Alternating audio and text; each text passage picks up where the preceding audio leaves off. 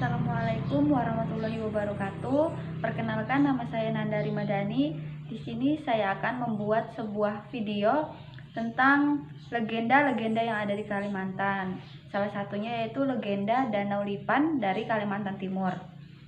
Danau Lipan sendiri itu artinya bukan danau sesungguhnya.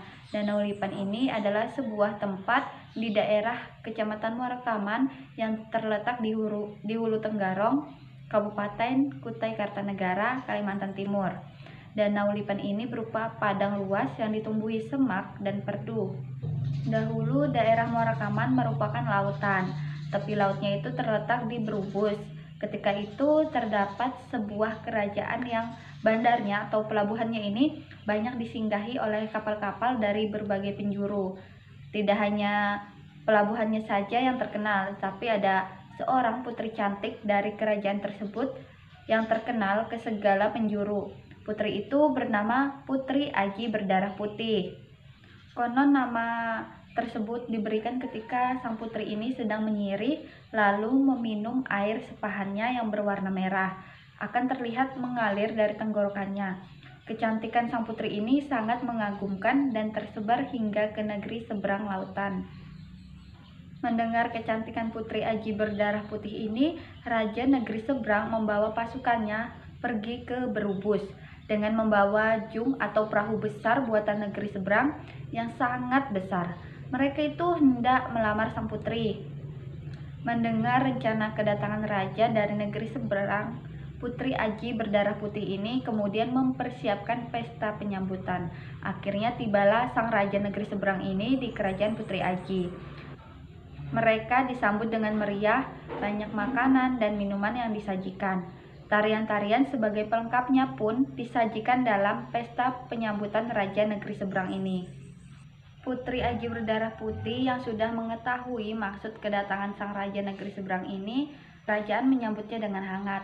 Tapi tidak pernah diduga oleh sang putri sebelumnya kelakuan raja negeri seberang bagai seekor binatang yang dengan rakus memakan hidangan langsung dari wadah tanpa menggunakan tangan.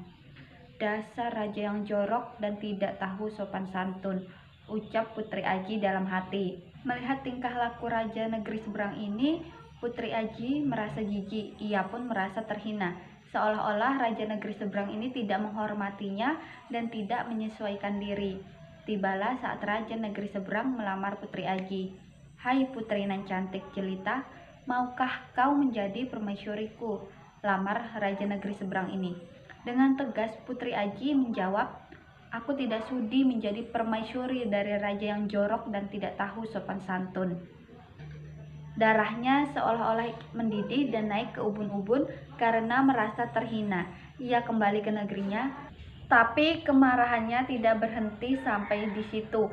Ia menyiapkan pasukannya untuk menyerang kerajaan Putri Aji.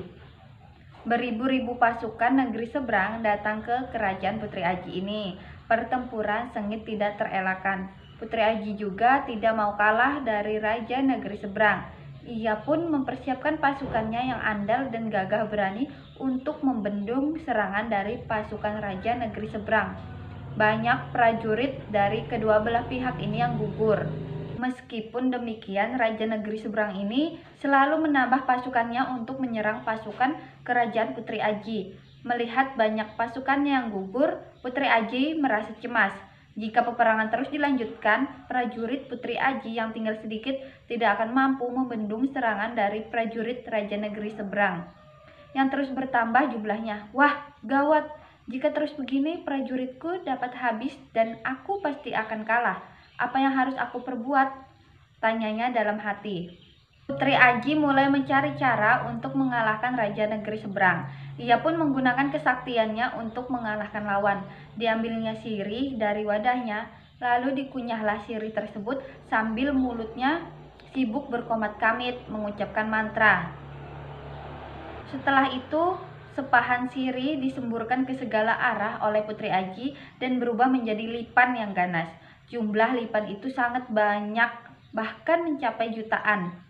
Dan itu menjadi barisan prajurit yang siap menyerang para prajurit Raja Negeri Seberang. Prajurit Putri Aji sangat terbantu dengan adanya Lipan tersebut. Melihat rombongan Lipan yang ganas dan siap menyerang, prajurit Raja Negeri Seberang lari kocar-kacir meninggalkan daerah itu. Serangan Lipan tersebut tidak berhenti sampai di situ. Lipan itu mengejar sampai ke laut tempat para prajurit negeri seberang menyelamatkan dirinya di jungnya.